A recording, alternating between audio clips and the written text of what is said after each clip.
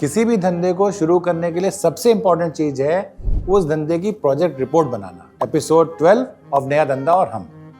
तो आप बैंक के पास लोन लेने के लिए जाते हैं, तो अगर आपने उसको प्रोजेक्ट रिपोर्ट नहीं दिखाई तो वो कुछ समझ ही नहीं पाएगा कि आपको लोन काहे के लिए चाहिए। अब प्रोजेक्ट रिपोर्ट बनाते कैसे हैं कि कॉपी पेंसिल लीजिए और उसमें लिखना शुरू करिए कि आपके फिक्स टाइप के एक्सपेंसेस क्या हैं।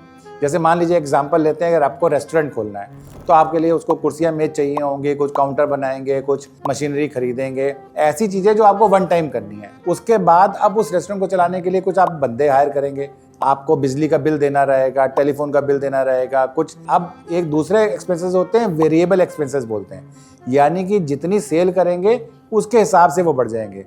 जैसे आपने सेल करी मान लीजिए 1 लाख रुपए की एक महीने में, तो उसमें 50,000 रुपये का रॉ मटेरियल लग जाएगा, मान लीजिए 5,000 रुपये का पैकिंग मटेरियल लग जाएगा। ये आपके वेरिएबल है, यानी कि जैसे जैसे सेल बढ़ेगी वैसे वैसे खर्चे बढ़ेंगे। तो पहले साल में टोटल आपने निकाल लीजिए कितनी सेल और कितने खर्चे और आपका बाद में क्या बचा, लॉस या प्रॉफिट। उसके बाद अगले सेल में प्रोजेक्ट करिए, यानी कि अनुमान लगाइए कि आपकी सेल मान लीजिए पहले साल में 10 लाख थी तो अगले साल में 12 लाख 15 लाख हो जाएगी।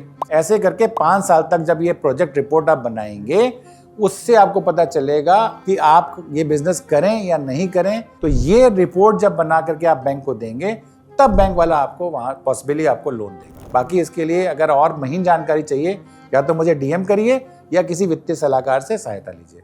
बाकी जानकारी हमारी और निर्णय आपका।